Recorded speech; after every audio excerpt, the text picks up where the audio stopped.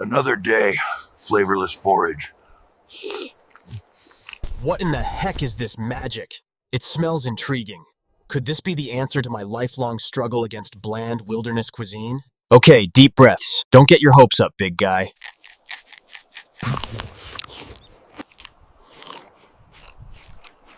Finally, a meal fit for a famished Bigfoot. Thank you, Alpine Touch. My Rocky Mountain adventures just got a whole lot tastier. Big Sky Breakdown, proudly presented by the Bobcat Collective at Montana State. The Bobcat Collective is the NIL collective that serves Montana State University student athletes. The collective is partnered with Montana State to connect fans, alumni, businesses, and local nonprofits with Montana State student athletes. Opportunities through the collective allow student athletes to earn compensation while serving the greater Montana State University community. Sign up now for memberships and enjoy automatic entry into raffles for free tickets while supporting the bright minds at Montana State. They have multiple different membership tiers, and you can also be a one-time supporter, and you can also business partner or corporate supporter. Visit bobcatcollective.com for more.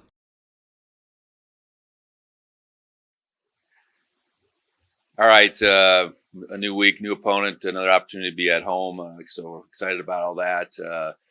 How we played fairly well on Saturday night, and it was going to be a challenging game given the opponent.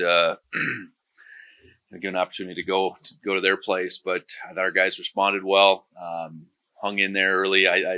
The slowness of the beginning offensively, it was a lot of self-induced situations, penalties. I know we misplayed the ball on the kickoff, which set us back, and being able to stay in the fight and ultimately overcome that offensively and have a real good middle part of the game was what we needed. Defensively, really gave up the one touchdown on a short field, but otherwise made it really hard on them all game, and limited their run game. Got Pennington on his heels pretty early.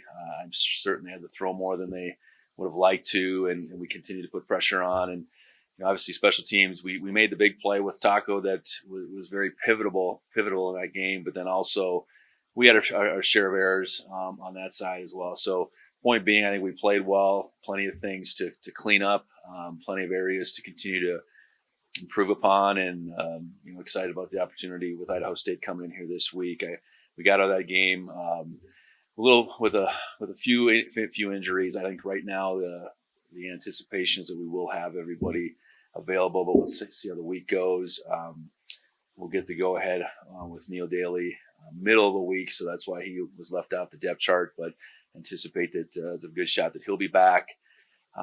With Idaho State coming in, I think it's a very dangerous team. They're a team that does have 4 losses, but they've been very competitive. And UNLV, New Mexico, and then this past weekend against Montana, those were games that were certainly hanging in the balance as the second half went along. So we got to be a team that is on our job come Saturday, and to do that, we got to prepare well.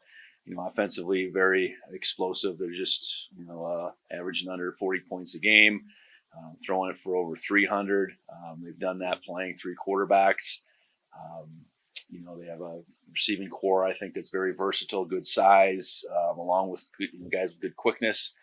Run game that can do some things as well. So offensively, it'll pose a challenge for our defense, and then defensively, I think they've definitely had their moments where they've been able to defend really well. They went through a transition late last year where they flipped the script on their defense, made a change. I think they've taken some real strides on the defensive side to where they want to be. So I know they gave all those teams that I mentioned fits at points and times in those games, and those are all offenses I think that are very capable. So that being said, excited for the opportunity to be back at home. Anticipate another great environment here in Bobcat Stadium. Look forward to that thing that we don't take for granted, which is a spectacular Saturday here in Bozeman. So with that, I'll open it up for questions.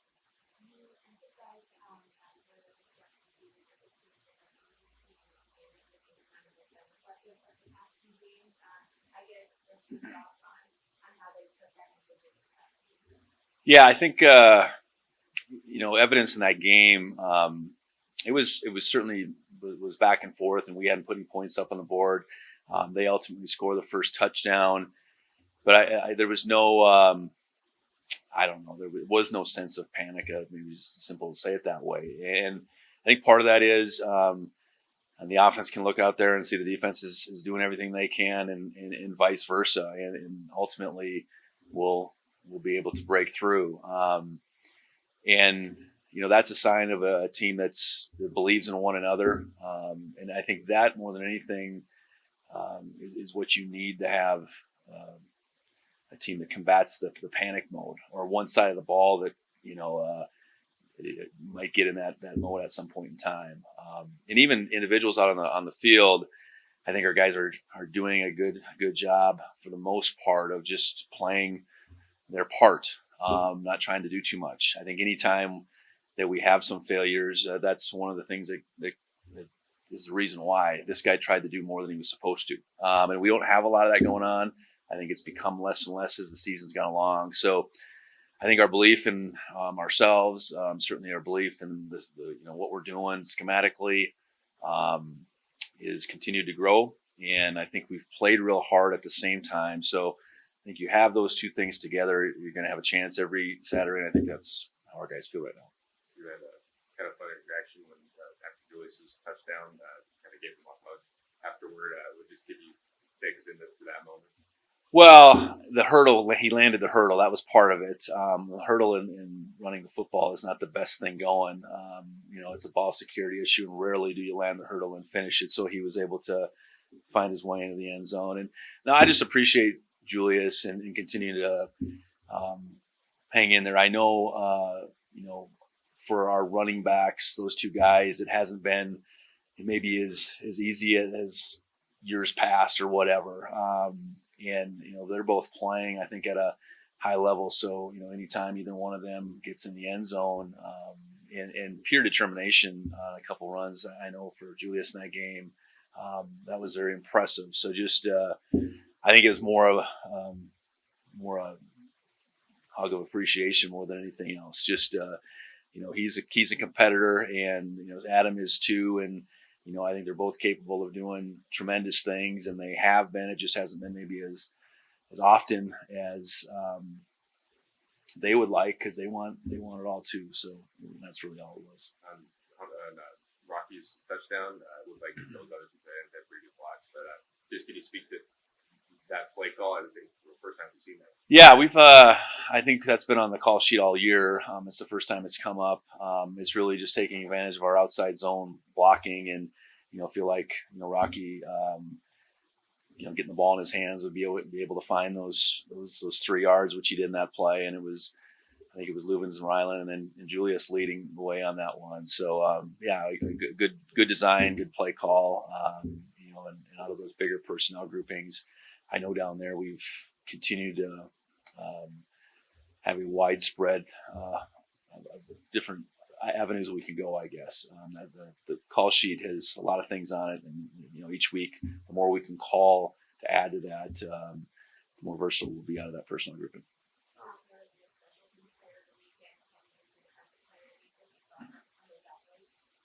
Yeah, I guess great for those guys to get recognized. I think very deserving, and I know that's the first time within the conference we've had guys recognized. It's not the first time we had guys capable. So I think they both had impactful performances. Certainly Taco's return, the 90-yard return was huge, but he did more than just that. And then Kenny was very disruptive all game, and some of that's caught in the stat sheet, but a lot of it's I think Ty Pennington, what he was feeling over and over again was our entire D line, but Kenny in particular had a game that was very disruptive.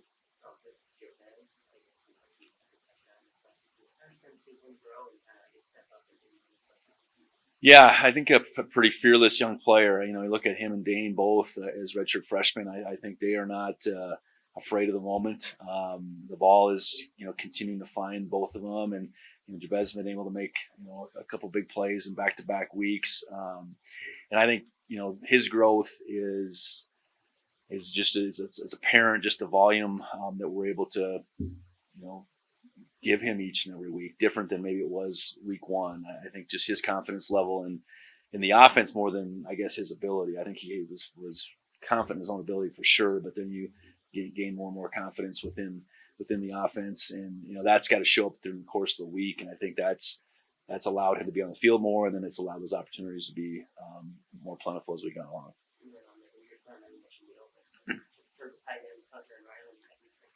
Well, time will tell. I think we anticipate them both being able to get out there tomorrow, and we'll just have to see. I know they both didn't finish the game.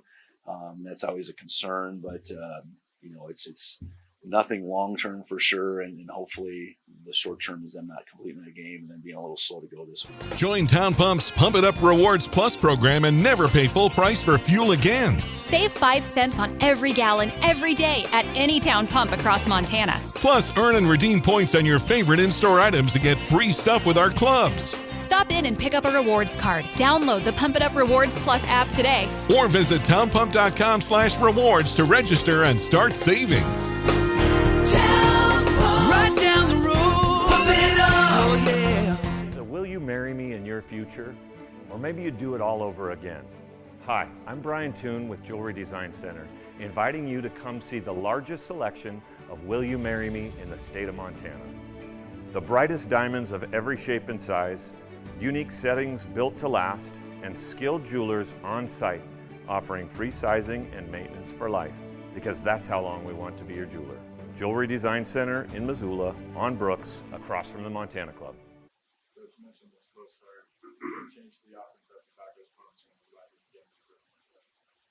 Well, we got a bunch of penalties. It seemed like if we didn't have a penalty and we're in a long yard situation, I mean, that wasn't a series up to that point. And even the series prior, we had to dig ourselves. We were back at the -3, and I thought it was positive that we got a couple first downs there that then allowed Colby to have maybe his most impactful punt of the day to back them up, and that led to the punt that Taco returned. So I think it was just a matter of not getting behind in those situations. I know ultimately, you think about it, Jabez's touchdown, I think that was a 3rd and 12 after we took the one sack of the day I think we took. So we got ourselves out of a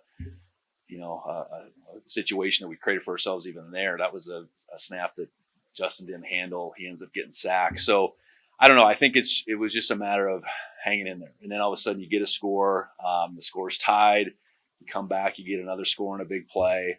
And maybe, I don't want to say that calm the waters, because I don't think it was anything. I mean, some of the penalties are, we had a couple holdings in there. That's based on some of the things that Northern Arizona was doing. We had a personal fall in there, a block in the back.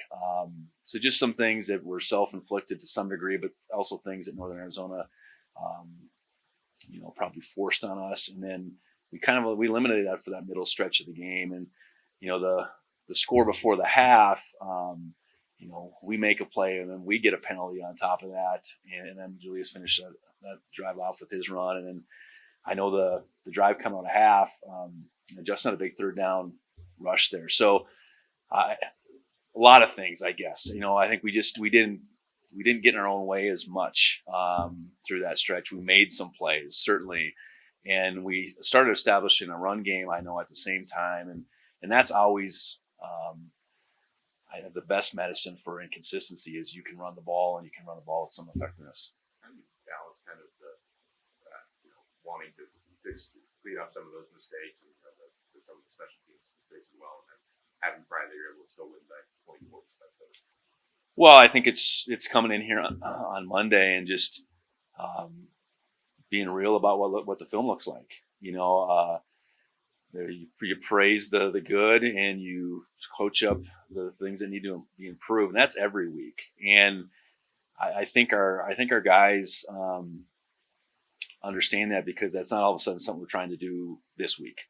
That's the way we've been every week. And honestly, I hope that's the way they see it every day out of practice, that, our practice film is getting picked apart in the same regard.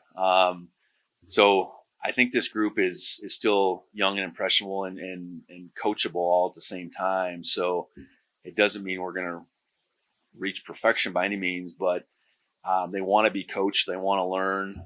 And that's up to our coaches to be able to do that on a Monday morning with the film. But then as much as anything, our players to be able to take that in the field and say, okay, I want to get better. I think we do have a hungry group still.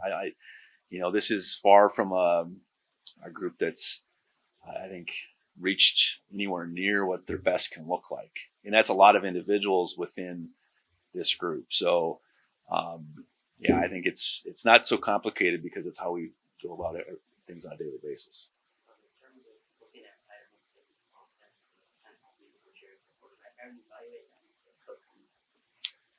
Yeah, he's really dangerous, and it's apparent that he's their guy. I mean, that's how they started the season off.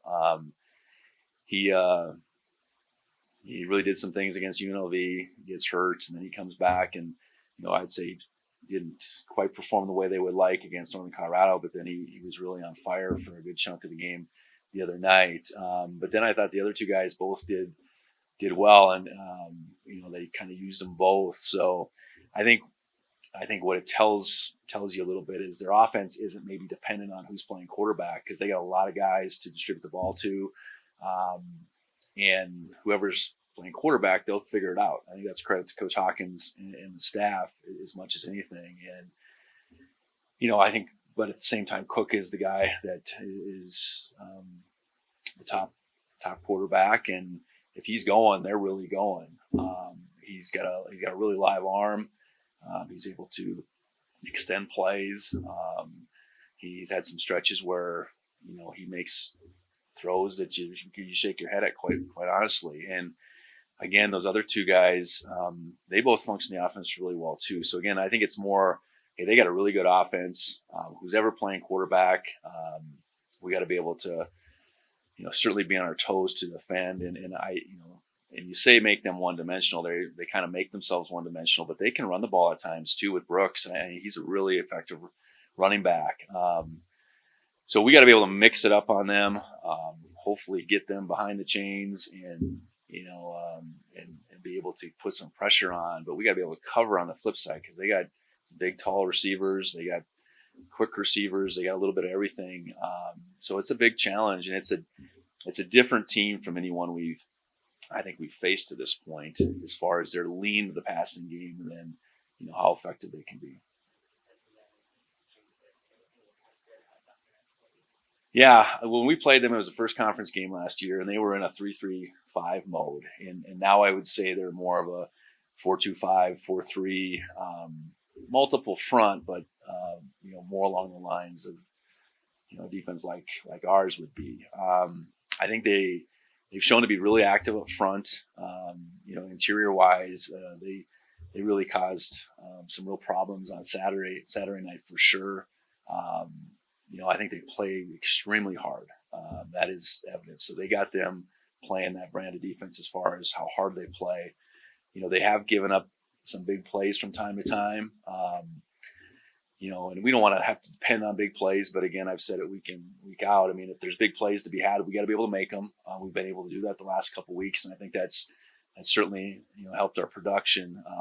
But our ability just to be as efficient as possible, and that's run and pass, is always going to be the key. So that starts with being able to handle their front, which I do think has caused teams problems. Just what has stood out most? What have you been most impressed by this year with them?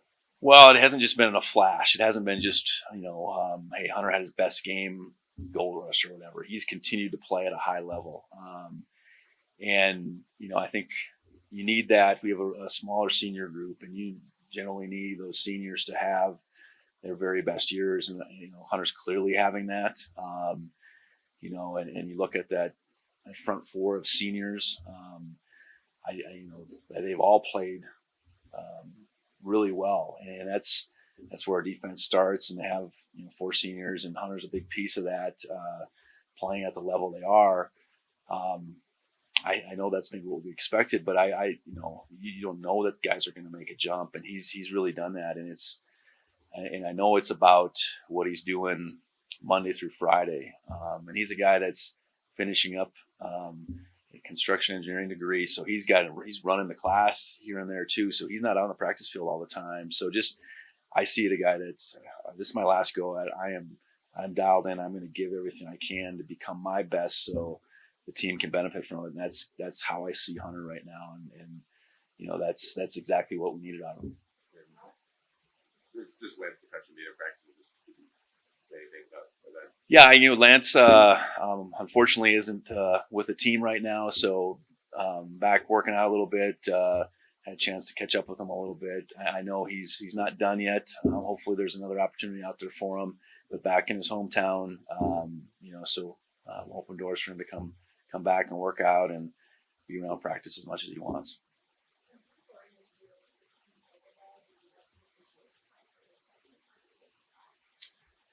Yeah, his competitive nature is pretty extreme, and that's a real positive force for this team. And sometimes in that position, that playing out on a Saturday isn't always going to be plentiful. There might just be a few opportunities here and there. So his drive and what he wants to make of this experience out here at Montana State, I know was incomplete with how last year went.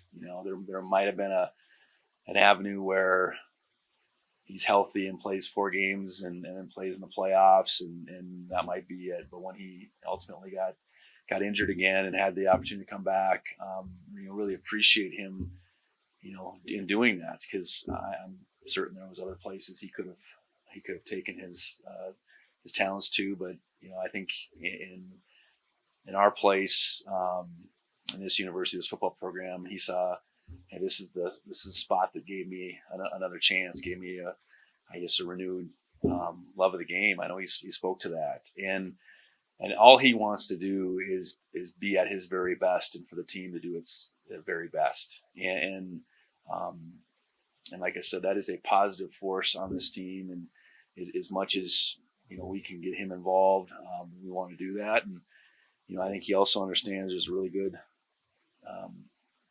really good back and other backs in that room too. So I think he gets that piece of it, which I really appreciate. So very good player, tremendous teammate, and appreciate all that he's done. And I know his stay here has been longer than we maybe anticipated in the first place, but certainly want for him to be able to see it through. Coach Justin's coming off really good back-to-back games. Just your thoughts on his play and the growth within his offense for the first 6 weeks. Yeah, I think you see it on a weekly basis. You see it on a day-to-day basis in practice. His continued improvement, his continued just comfortability within what we're doing. And I think it's played out the last couple Saturdays where he's made some simple plays and he's made some big plays.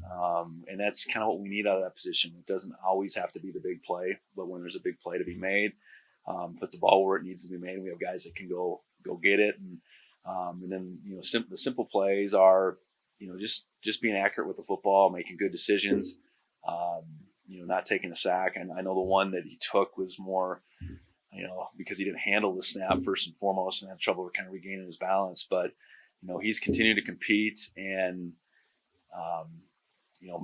mid-season, a lot of growth from where we would have seen in mid-fall camp in particular. So I'm talking about a month and a half ago where clearly felt like he was the guy, but what would it look like? And, I think we're on the right track. But I think the real positive thing is I think both Justin and, our staff feel like, okay, there's a bunch of growth out in front of him. And it's not that he needs to do a crazy amount more, but just continue to get better within all the things we're asking him to do, and continue to lead this offense. So it's not getting easy to see here. Is it the expectation that younger guys are first-time starters have to be relying on a little bit more to step up? Yeah, we're 6 games in. I think so. To say you're a first-time player anymore, I think we're beyond that. And I think those guys are starting to feel that way. I look at where we're at defensively, and there's a lot of first-time players, meaning they're not all starters, but guys that we're playing with right now, that you feel, again, a lot differently now than we did back at the end of August. I think we still have that capacity to grow. So the comment with Justin is really the same for a whole number of guys on this team. And I think I don't know what it would look like if we drew it on a whiteboard or something, but I think you'd see this upward trajectory that this team is taking. But then I think our potential is still out there, and that's really exciting. Some teams are who they are, and you just hope they maintain that certain level. I think we've definitely scratched the surface, but we have a ways to go. And I think guys, I think the neat thing is I think guys are understanding what that looks like. I think the last couple of weeks in particular, I think we've taken a step forward in our preparation. How we've practiced has taken up a notch, and I think they recognize, okay, that's definitely had a positive effect on how we play. So excited about that, and I think part of it too is we have plenty of competition within this team still, and everybody wants to be out in that field. When you have competition for spots and playing time, I think that feeds a lot of things. It certainly feeds focus. And this team, if we can keep our focus where it needs to be, I think we've got a chance to keep getting better and better. Kind of along those lines, you guys told us that on the play you sort of touched on that was supposed to be Taco. Taco kind of said defense is going to have to come to me more, so let's switch. What does it kind of say that Taco's willing to put that trust in him that he can make that play? Well, yeah, I think there's two things there. I think that's a guy in Taco that's studying some film, that's seeing how they're maybe playing through the first course of the game. But then also, the trust that he has in a redshirt freshman, I think is definitely there. I think Taco's he's a smart enough player and a team player enough to know that he doesn't need to make all the plays. We got other guys that can, and I think the same then goes for Justin. He's going to throw to the open guy versus I need to force the ball to Taco or whoever else. So I didn't know he said that, but the ball found the right person, and it was a heck of a throw, and that was under duress too. And then Jabez's ability to finish it was impressive. Coulter, do you have anything? Hey, Coach, can you hear me okay? Yeah. Follow up on Jabez. I just talked to him, and he was mentioning that had a little bit of a hard time as a freshman, just sort of adjusting, but that he's way happier and it really feels like he's fitting in now. So how much can just a mentality shift impact a guy's performance on the field?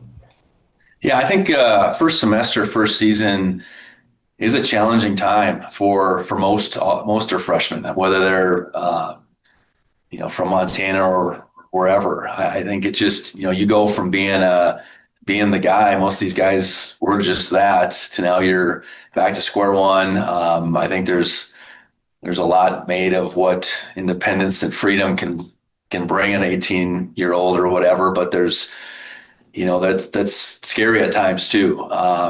And it's not that we don't coach him up, but you're down there on the scout team, and I think there's appreciation for what that is, but you're not out there on Saturdays. So I think sometimes they don't recognize the contribution they're making at the same time. I know he was a key contributor on that scout team last year, and a lot of the reason our defense played as well as they did is because we had a really good offensive scout team. And then, some of those guys are obviously jumping into key roles in year 2 and in year 3 in some cases. So I think it's, it's par for the course a little bit. I know we really try to get our older players in those position groups in particular to embrace those guys. And, and a lot of times just tell them, hey, I went through the same thing. Just hang in there, get through the first semester.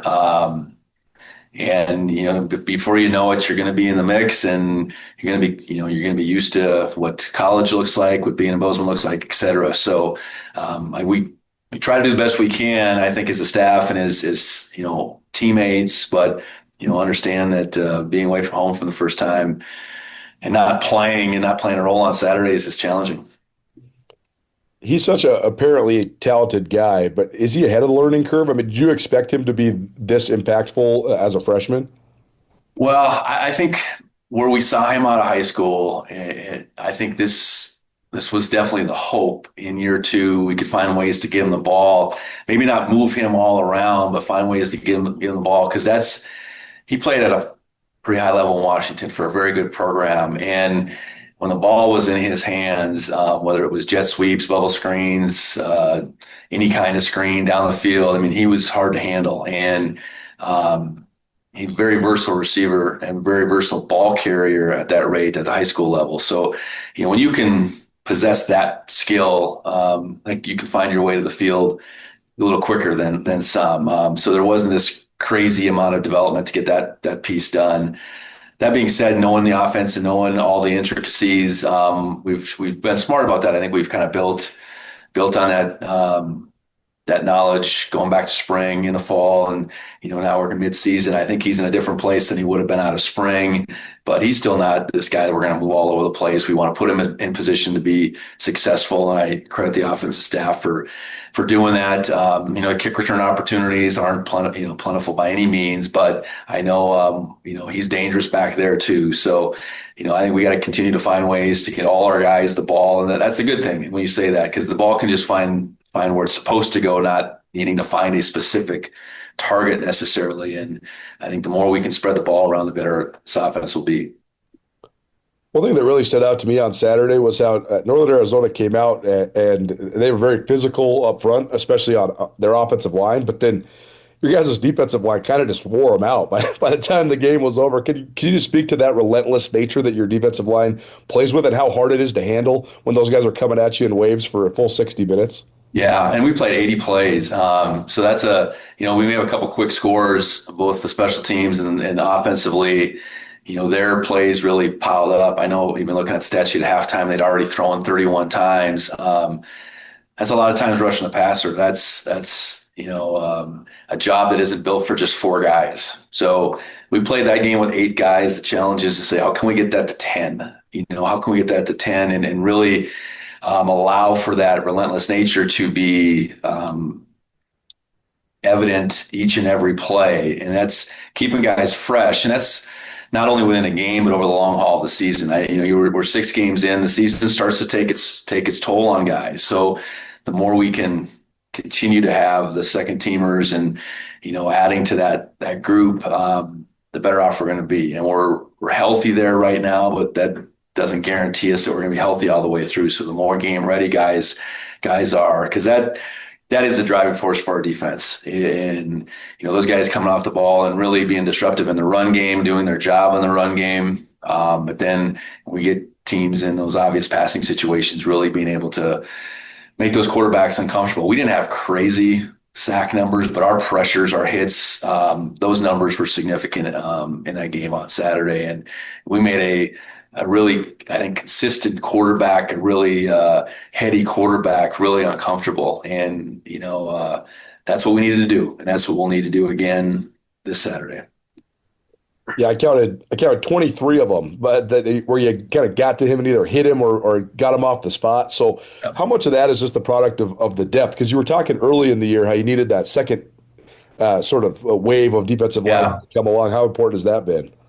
Well, I think it definitely is. I think I spoke to it earlier. I think it's our starting 4, those seniors playing at a really high level. And, those guys being conditioned to go more than they ever have before. That's where it starts. But yes, it is definitely, it's the confidence gained with the next group of guys and those rep numbers being able to be up to each and every week. I mean, where we were last week compared to even going back to our second game of the year, we were really heavy to that top group against South Dakota State. And out of that game, I said, that has got to change. I get it. We were in that game and every play seemed like it was the biggest play of the game, but we got to get to a point sooner than later where if we have the second group of guys, where we have a combination of guys out there, that's okay, because that next group is going to be every bit as effective. And then ultimately, when we hit the fourth quarter and we need the top group to be,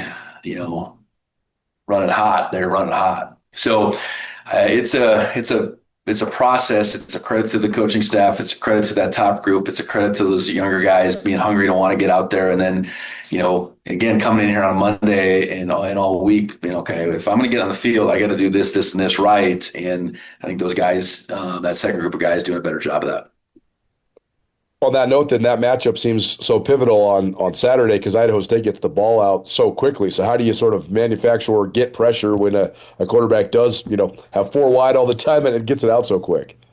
Yeah, I think got to be able to mix it up coverage wise. So everything isn't easy access. I know there's an RPO element that as a D lineman, that's kind of out of your control.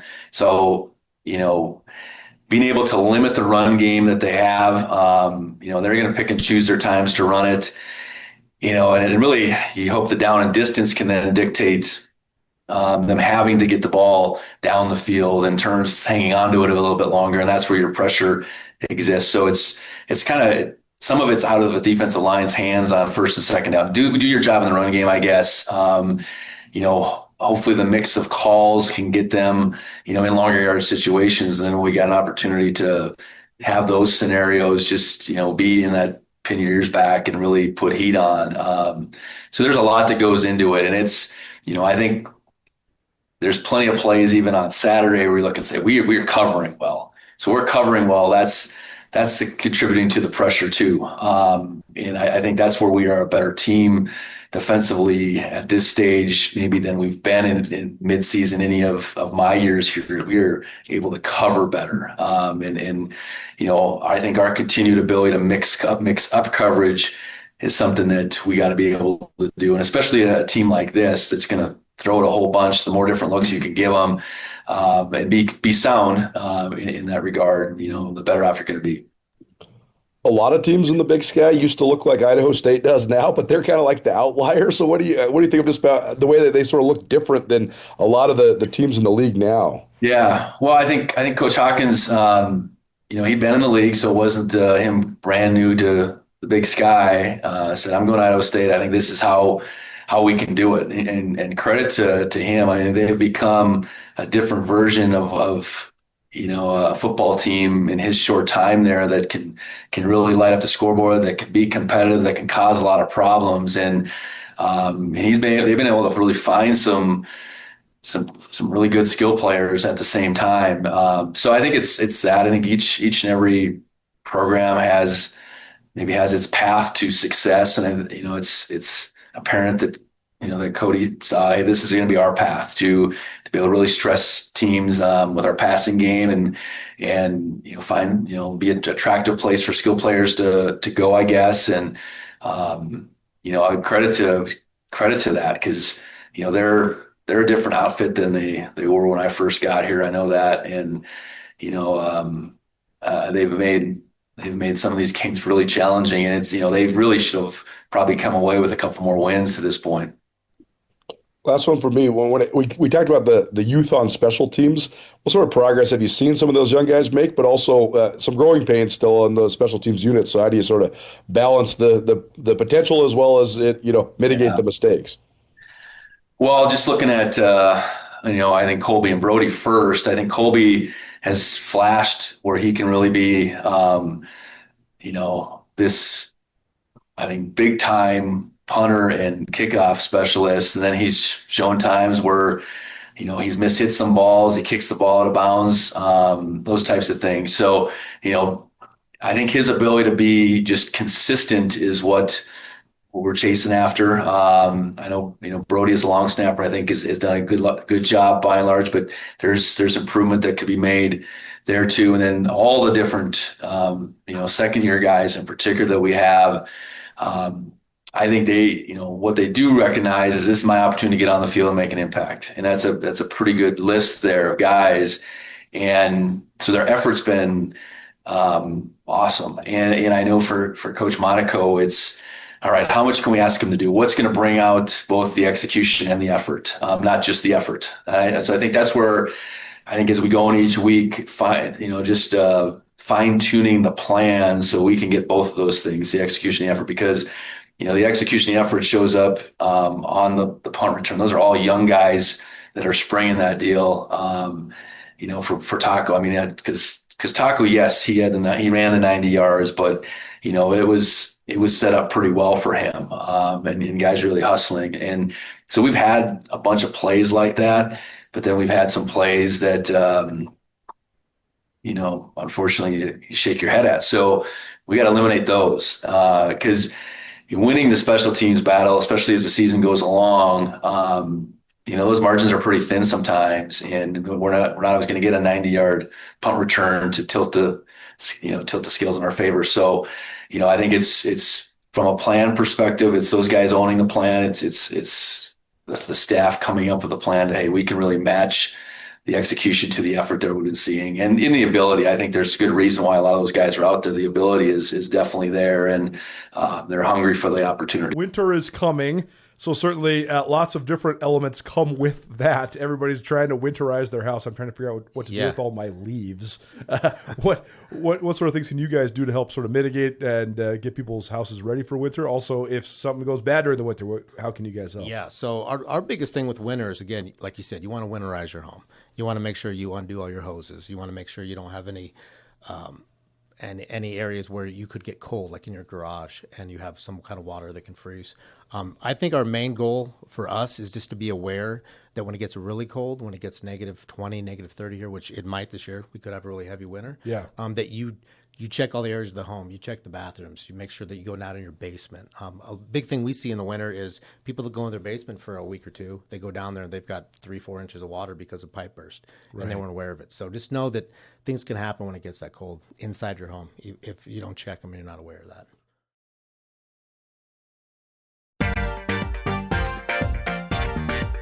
There's always a party in Montana, whether you're going to a wedding, a football game, a concert. Montana Party Bus can get you there safe and will take you anywhere in Montana. You can relax with friends in style, luxury, and safety. Western Montana based for local and regional travel within Montana borders. Montana Party Bus is great for both large and small groups with a capacity of up to 30 guests. If you want to elevate your event, call them anytime, 406-200-8096. You can also visit mtpartybus.com. Travel anywhere in Montana in style with the Montana Party Bus.